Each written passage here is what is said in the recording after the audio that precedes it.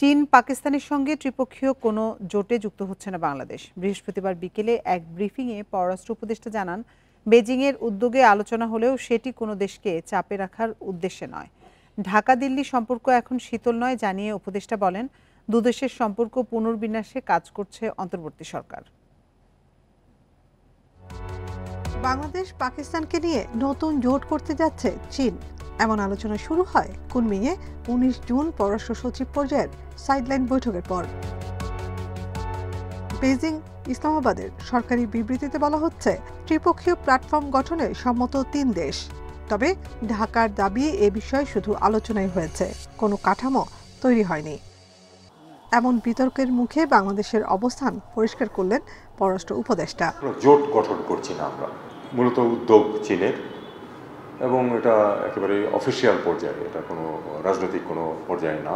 আলাপ আলোচনা কিন্তু পুরোপুরি ছিল কানেক্টিভিটি, তারপরে ব্যবসা বাণিজ্য বৃদ্ধি, এগুলি বিষয় নিয়ে। এখানে কোনো ধরনের কোনো ওই আপনার যে জোট গঠন যেটাকে বলছে সেরকম ধরনের কোনো কিছু এটাতে ছিল না।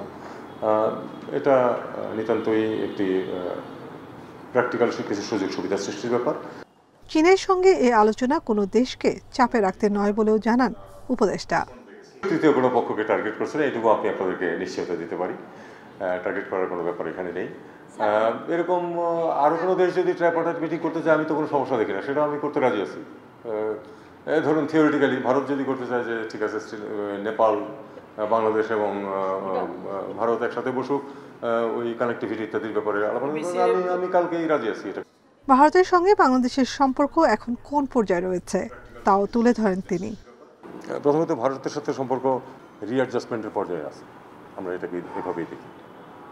রিঅ্যাডজাস্টমেন্টের পর্যায়ে আছে এবং এ ব্যাপারে আমাদের সদিচ্ছার কোনো অভাব নেই। সত্যটাকে বরং স্বীকার করি যে পূর্ববর্তী সরকারের সাথে ভারতের যেরকম ঘনিষ্ঠ সম্পর্ক ছিল, ভারত যেরকম সম্পর্ক প্রতিষ্ঠা করেছিল, আমাদের সাথে বর্তমান সম্পর্ক ঠিক ওই রকম নেই। পররাষ্ট্র উপদেষ্টা জানান, আগস্টে দ্বিপাক্ষিক সফরে মালয়েশিয়া যাবেন প্রধান উপদেষ্টা। আর যুদ্ধবিরতির কারণে ইরান থেকে আপাতত ফিরতে উৎসাহী নন কোনো বাংলাদেশি। Nafizatullah, Independent News, Dhaka. নির্বাচনে অনিয়ম এবং রাষ্ট্রদ্রোহের মামলায় সাবেক প্রধান নির্বাচন কমিশনার কাজী হাবিবুল আউয়ালের 3 দিনের রিমান্ড মঞ্জুর করেছে আদালত। এর আগে জেরার মুখে দলীয় সরকারের অধীনে সব নির্বাচন বিতর্কিত বলে স্বীকার করেন তিনি। তবে দায় চাপান রাজনৈতিক নেতৃত্ব ও সরকারের উপর। আওয়ামী লীগ ও একই দলের স্বতন্ত্র প্রার্থীদের দিয়ে 2024 সালের জাতীয় সংসদ নির্বাচন করে ডামি ভোটের কারিগর উপাধি পান কাজী হাবিবুল আউয়াল। সাবেক এই সিইসিকে বুধবার রাজধানীর মগবাজার থেকে গ্রেপ্তার করে পুলিশ। বৃহস্পতিবার দুপুরে কড়া নিরাপত্তায় তাকে হাজির করা হয় পুরান ঢাকার সিএমএম আদালত প্রাঙ্গণে। প্রায় 10 মিনিট আদালতে জেরার সম্মুখীন হন কাজী হাবিবুল আউয়াল। এ সময় দ্বাদশ সংসদ নির্বাচন বিতর্কিত স্বীকার করে সমস্ত দোষ চাপালেন হাসিনা সরকারের উপরে। সে স্বীকার করেছে যে ওই নির্বাচনটা ডামি নির্বাচন ছিল। হাবিবুল আউয়ালকে অসুস্থ দাবি করে জামিনের আবেদন করেন তার আইনজীবী। তবে তার বিরুদ্ধে সাংবিধানিক পদ লঙ্ঘন করে নির্বাচনের নামে প্রহসন, রাষ্ট্রদ্রোহ ও অর্থ আত্মসাতের অভিযোগ তোলেন রাষ্ট্রপক্ষের আইনজীবীরা। এ বিষয়ে জিজ্ঞাসাবাদের জন্য রিমান্ডের আবেদন জানান। অন্য কারোর উপরে দায় দেওয়ার তার কোনো রকমের সুযোগ নাই। সমস্ত নির্বাচন বিষয়টাকে এই প্রশাসনের নির্বাচনের দায় দায়িত্ব তাকে নিতে হবে। সংবিধান লঙ্ঘন করে রাষ্ট্রদ্রোহী কাজ করেছে। দুপক্ষের যুক্তিতর্ক শেষে সাবেক সিইসির 3 দিনের রিমান্ড মঞ্জুর করে আদালত। উভয় বক্তব্যের পরে তার বিরুদ্ধে 10 দিনের রিমান্ড প্রার্থনা করা হয় তদন্তকারী কর্মকর্তার পক্ষ থেকে। সেখানে 3 দিনের রিমান্ড মঞ্জুর করে বিজ্ঞ আদালত তাকে জিজ্ঞাসাবাদ করার জন্য তদন্তকারী কর্মকর্তাকে অনুমতি প্রদান করেন। গেল রোববার বিএনপি নেতার দায়ের করা মামলায় আরেক সাবেক সিইসি KM নুরুল হুদাকেও রিমান্ডে নেওয়া হয়েছে। মাহফুজার রহমান মিলন, ইন্ডিপেন্ডেন্ট নিউজ, ঢাকা। জুলাই গণঅভ্যুত্থানে শহীদ রংপুরে বেগম রোকেয়া বিশ্ববিদ্যালয়ের ছাত্র আবু সাইদ হত্যা মামলার তদন্ত প্রতিবেদন হাতে পেয়েছে প্রসিকিউশন। 30 জনের বিরুদ্ধে প্রতিবেদন দাখিল করেছে তদন্ত সংস্থা। এটি পর্যালোচনা করে পরশু আনুষ্ঠানিক অভিযোগ গঠন করা হবে বলে জানিয়েছেন প্রসিকিউটর মিজানুল ইসলাম।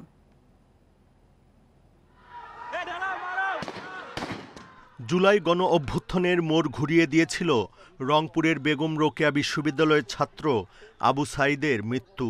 কোটা আন্দোলনে পুলিশের অস্ত্রের মুখে নির্ভয়ে দুহাত প্রসারিত করে শহীদ আবু সাঈদ হয়ে ওঠেন বৈষম্যবিরোধী আন্দোলনের কোটি মানুষের প্রেরণার উৎস। নিরস্ত্র আবু সাঈদের গুলিবিদ্ধ হওয়ার ভিডিও ছড়িয়ে পড়লে সারা দেশ বিক্ষোভে ফেটে পড়ে। এই হত্যাকাণ্ডের প্রতিবাদে সোচ্চার হন বহু মানুষ, যাতে আরও গতিশীল হয় কোটা সংস্কার আন্দোলন। তারই ধারাবাহিকতায় ছাত্র জনতার অভ্যুত্থানের মুখে গত ৫ আগস্ট ভারতে পালিয়ে যান শেখ হাসিনা। আবু সাঈদ হত্যার বিচার চেয়ে তার পরিবার গত ১৩ জানুয়ারি আন্তর্জাতিক অপরাধ ট্রাইব্যুনালে আনুষ্ঠানিক অভিযোগ দেয়। সেই মামলার তদন্ত শেষ করে প্রতিবেদন জমা দিয়েছে তদন্ত সংস্থা। আলামত সংগ্রহ করে সামগ্রিক দিক বিবেচনা করেই এই রিপোর্টটা তৈরি করেছেন। তারপরেও আমরা এটা পর্যালোচনা করব। আশা করছি যে আগামী রোববার আমরা এই ফরমাল চার্জ দাখিল করব। প্রতিবেদনে এই হত্যাকাণ্ডে জড়িতদের সামগ্রিক বিষয় উঠে এসেছে বলে জানায় প্রসিকিউশন। ফরমাল চার্জে আমরা বিস্তারিত তো বলবই, তবে আপনাদের এটা স্মরণ থাকার কথা যে শেখ হাসিনার বিরুদ্ধে আবু সাঈদ হত্যাকাণ্ডের উস্কানি এবং নির্দেশ দানের অভিযোগে ফরমাল চার্জ ইতিমধ্যেই দাখিল হয়েছে, এটা আপনারা জানেন। আবু সাঈদ হত্যা মামলাটি আন্তর্জাতিক অপরাধ ট্রাইব্যুনালে প্রথম মামলা। কারাগারে থাকা ৪ আসামি হলেন পুলিশ কর্মকর্তা আমির হোসেন, কনস্টেবল সুজন চন্দ্র, বেরবির সাবেক প্রক্টর শরীফুল ইসলাম ও ছাত্রলীগ নেতা ইমরান চৌধুরী। Buddhadeb Kundu, Independent News, Dhaka. গণহত্যার বিচার, বিপ্লবীদের নিরাপত্তা ও জুলাই সনদের দাবিতে বিক্ষোভ মিছিল করেছে জুলাই ঐক্য। বৃহস্পতিবার রাতে শাহবাগ মোড় থেকে শহীদ মিনার পর্যন্ত এ বিক্ষোভ করা হয়। বিক্ষোভ শেষে নেতারা বলেন, জুলাই অভ্যুত্থানের ১ বছরেও ঘোষণাপত্র দিতে পারেনি অন্তর্বর্তী সরকার। আওয়ামী লীগকে নিষিদ্ধ করতেও ব্যর্থ হয়েছে। তাদের অভিযোগ, জুলাই সনদ নিয়ে গড়িমসি করছে সরকার। টালবাহানা বন্ধ করে সব রাজনৈতিক দলের মতামতের ভিত্তিতে দ্রুত জুলাই ঘোষণাপত্র দেওয়ার আহ্বান জানিয়ে তারা বলেন, সব হত্যাকাণ্ডেরই বিচার করতে হবে, নইলে কঠোর আন্দোলনের হুঁশিয়ারি দেন নেতারা।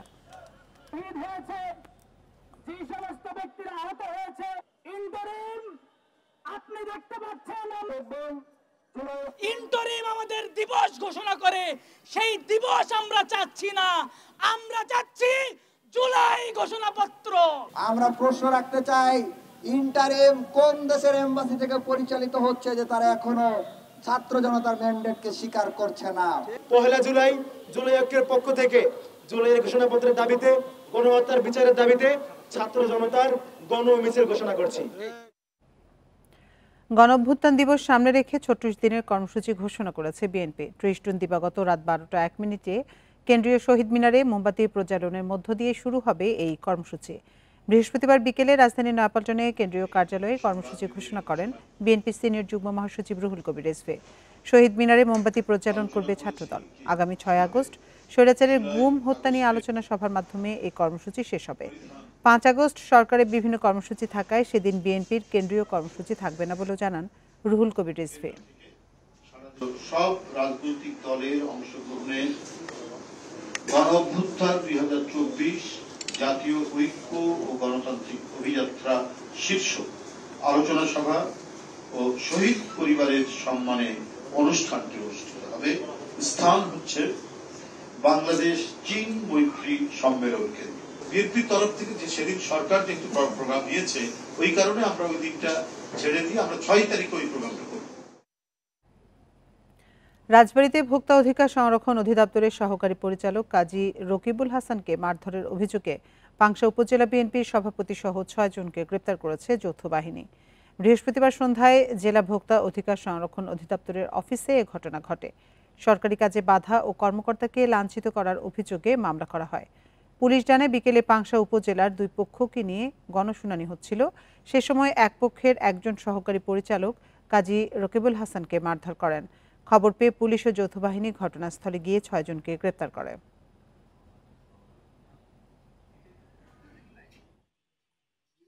দুই পক্ষের ভিতরে উত্তপ্ত বাক্য বিনিময় হয়। পরবর্তীতে এক পক্ষ থেকে একজন রাগান্বিত হয়ে ভোক্তা অধিকারের যে অতিরিক্ত পরিচালক আছে ওনাকে চর ঘষে কিল থাপ্পড় মারে। যৌথ বাহিনী সহ আমরা সেখানে যাই। পরবর্তীতে এই ঘটনার বিষয়ে ওইখান থেকে 6 জনকে অ্যারেস্ট করা হয়েছে।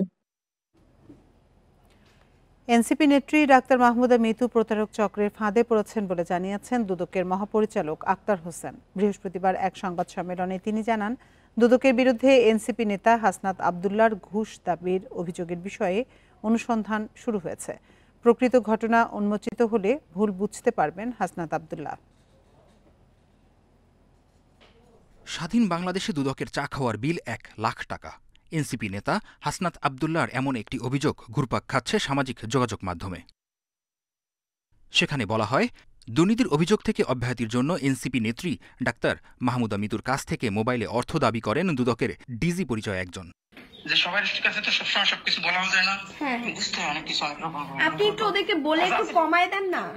এ বিষয়ে সংবাদ সম্মেলনে মহাপরিচালক জানান, এনসিপি নেত্রী প্রতারক চক্রের ফাঁদে পড়েছেন। অর্থ দাবির ঘটনায় 4টি জিডি করা হয়েছে। অনুসন্ধানে দুদকের কারো সংশ্লিষ্টতা মিললে কঠোর ব্যবস্থা নেওয়া হবে।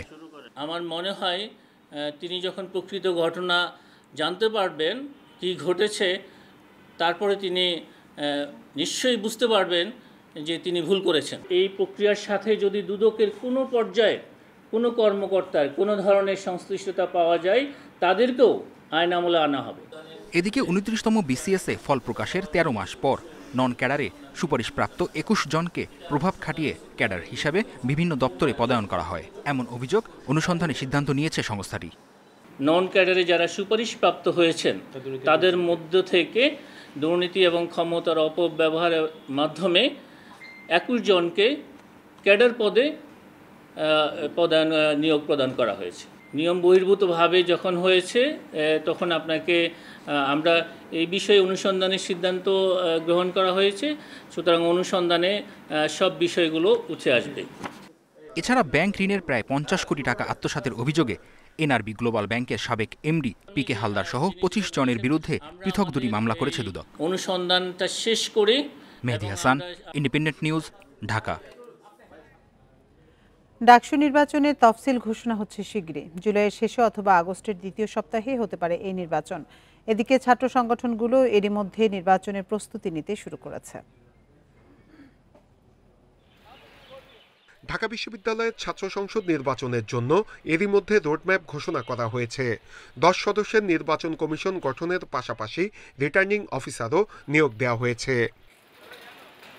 এরই মধ্যে হলের প্রাধ্যক্ষদের সাথে বৈঠক হয়েছে। ছাত্র সংগঠনের প্রতিনিধিদের সাথেও চলছে আলোচনা। বিশ্ববিদ্যালয় কর্তৃপক্ষ বলছে, জুলাইয়ের মধ্যে নির্বাচন করার সর্বোচ্চ চেষ্টা করা হচ্ছে। জুন মাসেও এরা তফসিল ঘোষণা করে, জুলাইয়ের মধ্যে নির্বাচন হয় একটু ডিফিকাল্ট হবে, বাট অসম্ভব নয় যদি সবাই একমত হয়। 30শে জুলাই ক্রস করলে সেক্ষেত্রে হয়তো 5ই আগস্টের পরে কোনো একটা সময় 10, 11, 12। এদিকে ডাকসু নির্বাচন নিয়ে প্রস্তুতি নিচ্ছে ছাত্র সংগঠনগুলো। ছাত্র অধিকার পরিষদ তাদের প্যানেল গোছাচ্ছে, ছাত্র শিবিরও কাজ করছে নির্বাচনের জন্য।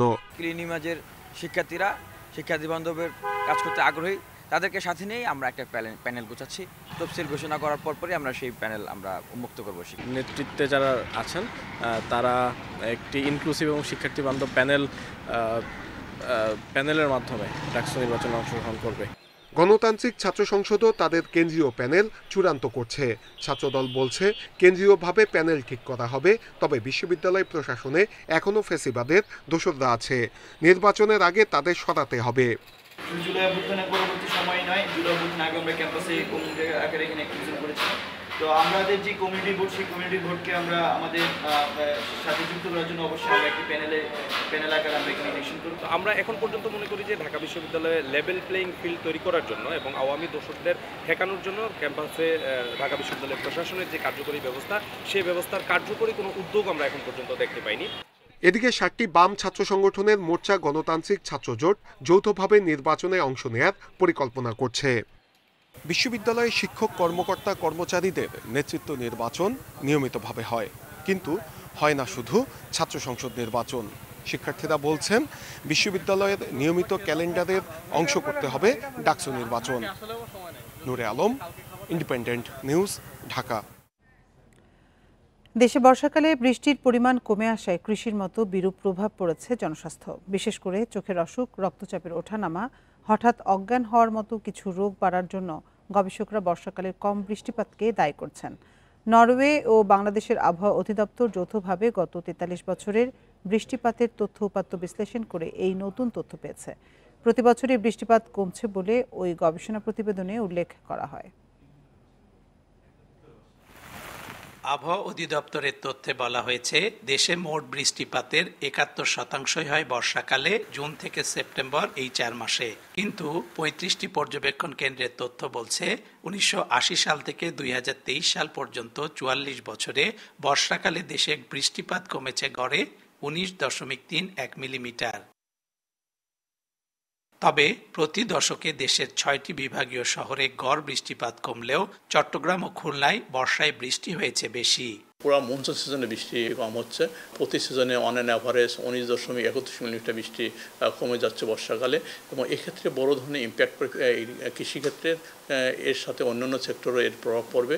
বর্ষাকালে তাপমাত্রা বেশি থাকায় নানা ধরনের রোগে আক্রান্ত হচ্ছে মানুষ, মত চিকিৎসকদের। হিট এক্সজশন হলে আমাদের যেটা করতে হবে, পেশেন্টটাকে দ্রুত অতিরিক্ত তাপমাত্রা থেকে সরায় নিতে হবে, নিয়ে তাদেরকে বলতে হবে যে আপনারা একটানা এত গরমে কাজ করা যাবে না। সৃষ্টিগত প্রদত্ত যে চোখে পানি থাকে, এই পানিটা আমরা অতিরিক্ত গরমে আস্তে আস্তে শুকিয়ে যায়। যখন শুকিয়ে যায় তখন চোখটা আমাদের চোখের পানি কমে যাওয়ার কারণে চোখটা তখন জ্বালা করে। একই কারণে প্রধান দুটি ফসল ধান আর পাটের ফলন ও গুণগত মান নষ্ট হচ্ছে বলছেন কৃষিবিদরা। আমনিয়াও এই সময় যেহেতু টিলারিং কুশি অবস্থায় থাকবে, যদি এই সমস্যা পানি পর্যাপ্ত পরিমাণ পানি না থাকে তখন ফলনও কমে যাবে, আর সম্পূরক সেচ দেওয়ার কারণে এটা আপনার খরচ বেড়ে যাবে।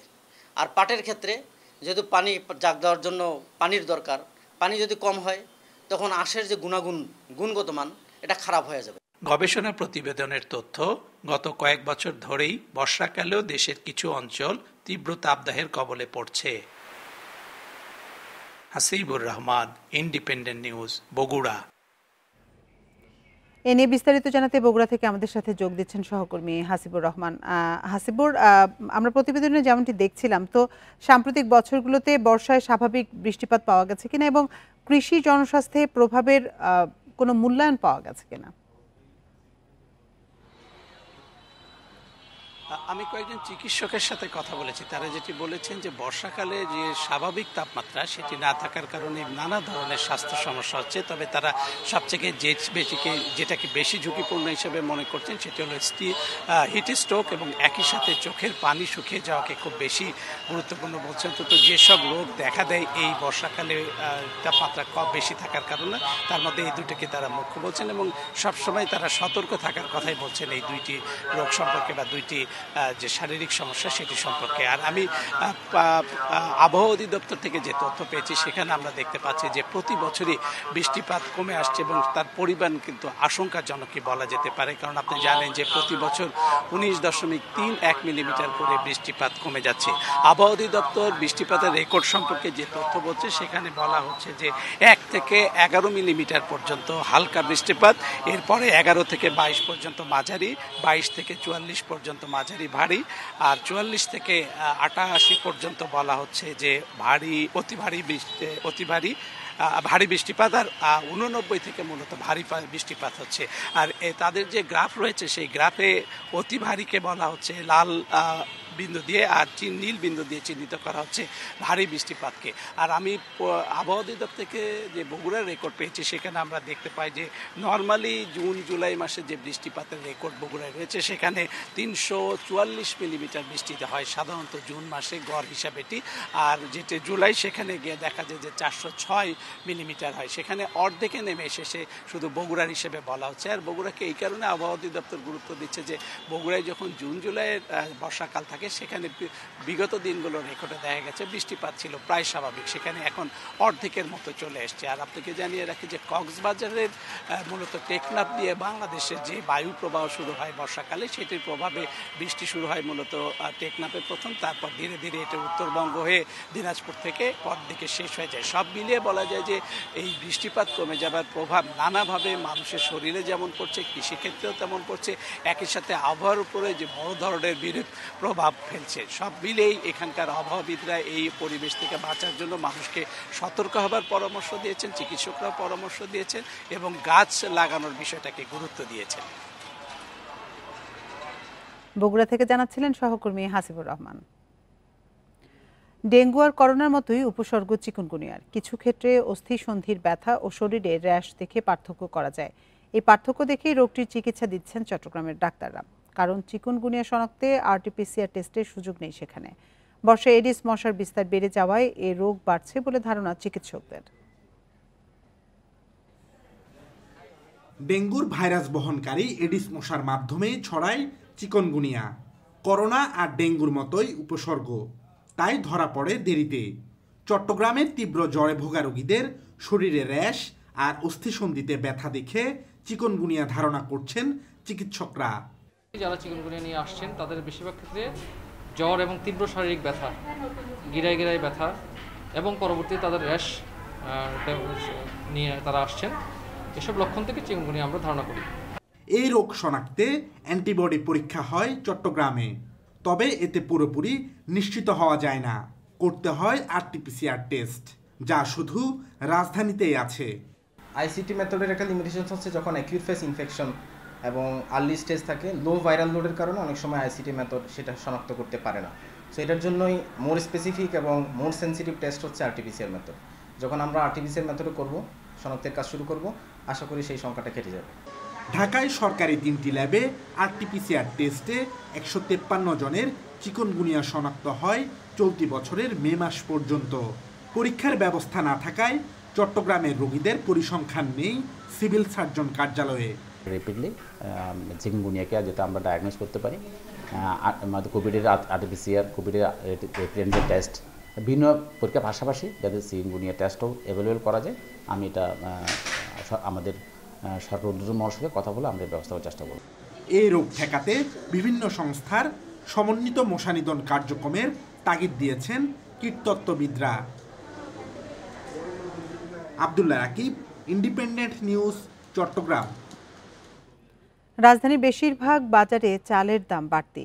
বেশিরভাগ মিনিকেট চালের দাম কেজিতে বেড়েছে 5 থেকে 6 টাকা। মোটা ও মাঝারি চালের দামও বেড়েছে কেজিতে 2 টাকার মতো। এছাড়া সপ্তাহের ব্যবধানে কিছুটা বেড়েছে সবজির দামও। এ নিয়ে বিস্তারিত জানাতে রাজধানী মোহাম্মদপুর কাঁচাবাজার থেকে আমাদের সাথে যোগ দিচ্ছেন সহকর্মী তারেক হোসেন। তারেক, চালের দাম নিয়ে ক্রেতা বিক্রেতারা কি বলছেন এবং অন্যান্য নিত্য পণ্যের দাম কেমন দেখছেন আজকে?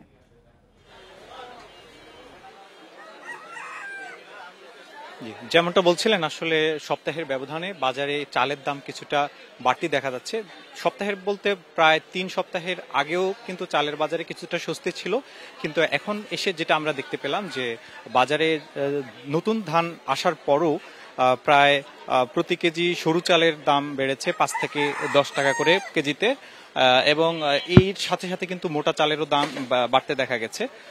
মোটা চালের মধ্যেও কেজিতে 2 থেকে 4 টাকা করে দাম বেড়েছে মোটা, এবং বিশেষ করে মোটা চালের মধ্যে স্বর্ণা চালের দামটা কিছুটা বেড়েছে, এবং অন্যান্য যে মাঝারি চালগুলো রয়েছে সেগুলো তো কেজিতে 2 থেকে 4 টাকা দাম বাড়তি দেখা গেছে।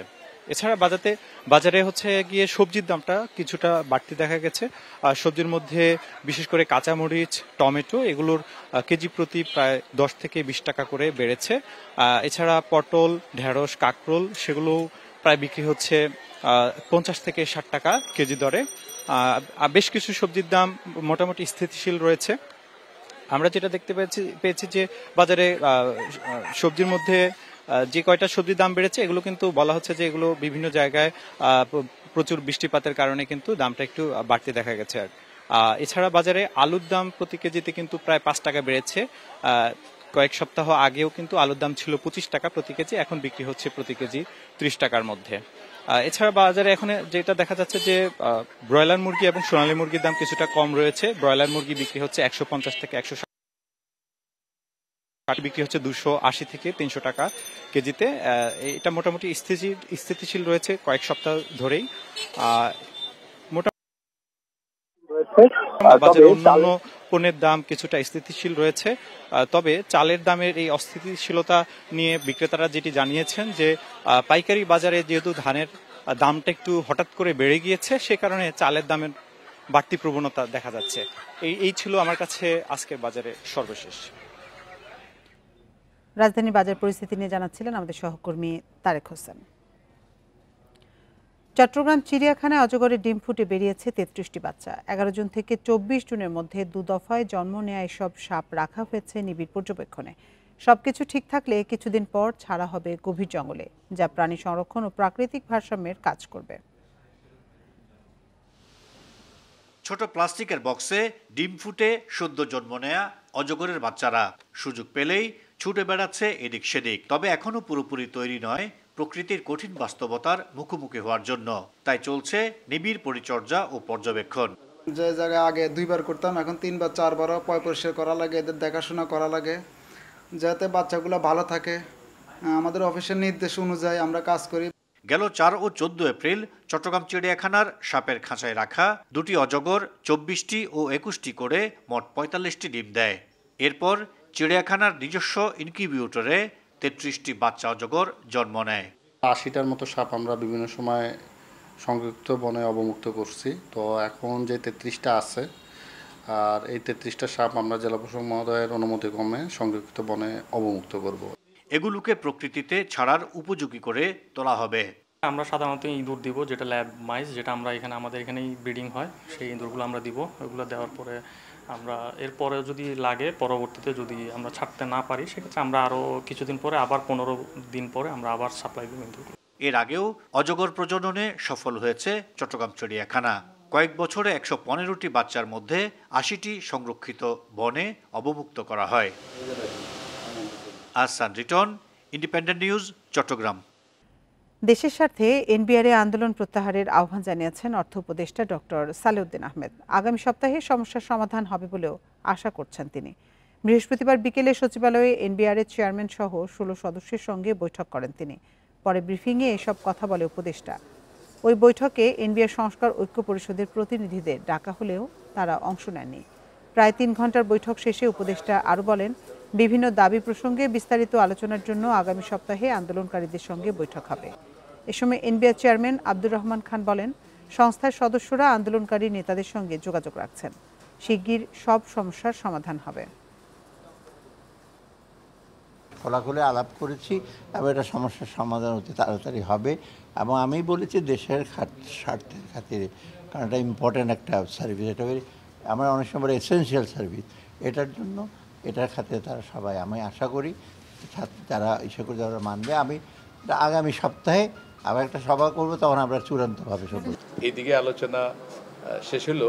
আমাদের যারা আন্দোলনরত আমাদের কর্মকর্তারা আছেন, ওনারা আলোচনা করছেন ওনাদের মধ্যে, ওনাদের থেকে ওনারা একটা সিদ্ধান্ত দিলে আমরা আশা করি যে আজকের মধ্যে একটা ভালো সলিউশন।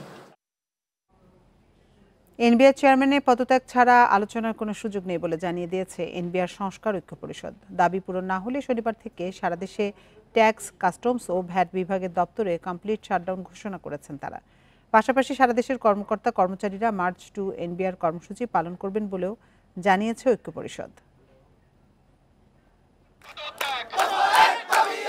পূর্ব ঘোষিত কর্মসূচি অনুযায়ী বিভিন্ন কর অঞ্চল থেকে এনবিআরের প্রধান কার্যালয়ে আসতে থাকেন কর্মকর্তা কর্মচারীরা। দুপুর ১২টায় কর্মসূচি শুরুর আগেই রাজস্ব বোর্ডে অবস্থান নেয় যৌথ বাহিনী। বন্ধ করে দেওয়া হয় বোর্ডের প্রধান ফটক। ভেতরে প্রবেশ করতে না পেরে উত্তেজনা ছড়িয়ে পড়ে কর্মকর্তা কর্মচারীদের মধ্যে। এনবিআর সংস্কার ঐক্য পরিষদের ডাকে বিকেল 5:30টা পর্যন্ত চলে অবস্থান কর্মসূচি। এর আগে বিকেল 4টায় হয় সংবাদ সম্মেলন। জানানো হয় 27 জুনের মধ্যে চেয়ারম্যান পদত্যাগ না করলে 28 জুন থেকে সারা দেশে কমপ্লিট শাটডাউন কর্মসূচি পালন করবেন তারা। মাননীয় প্রধান উপদেষ্টার সানুগ্রহ হস্তক্ষেপ ছাড়া এই অচল অবস্থা নিরসন হবে না। তাই এই অচল অবস্থা নিরসনে মাননীয় প্রধান উপদেষ্টার সানুগ্রহ হস্তক্ষেপ কামনা করছি। আমরা আবার বলতে চাই, আমরা আলোচনায় যেতে চাই। এনবিআর সংস্কার ঐক্য পরিষদকে আলোচনায় ডাকা হয়নি। তাদের কোনো প্রতিনিধিকে উক্ত আলোচনায় অংশগ্রহণ করার কোনো সুযোগ রাখা হয়নি। সেহেতু এই আলোচনায় এনবিআর সংস্কার ঐক্য পরিষদের অংশগ্রহণের বিষয়টি বরং অবান্তর। সংকট সমাধানে প্রধান উপদেষ্টার হস্তক্ষেপ চায় এনবিআর সংস্কার ঐক্য পরিষদ। একই ঘটনার একই নোংরা নাটক পুনরায় মঞ্চস্থ হবে, ওনাকে যেতে হবে প্রথমে, তারপর আমরা আলোচনা করব। এবং বলেছি মাননীয় অর্থ উপদেষ্টা মহোদয়ের সাথে আমাদের কোনো বিরোধ নাই। উনি যদি আলোচনার জন্য আমাদেরকে প্রপারলি ডাকেন, আমরা এটা এনবিআর সংস্কার ঐক্য পরিষদ আলোচনা করে সিদ্ধান্ত নেবে। বিকেল 5:30টায় কর্মসূচি শেষ হলে মোতায়েন করা হয় অতিরিক্ত সেনাবাহিনী। বিশেষ নিরাপত্তায় বের করা হয় ঊর্ধ্বতন কর্মকর্তাদের। তবে আন্দোলনকারীরা ভেতরে অবস্থান করলে তাদের বুঝিয়ে বের করেন সেনাবাহিনীর সদস্যরা। তৌহিদ রানা, ইন্ডিপেন্ডেন্ট নিউজ, ঢাকা।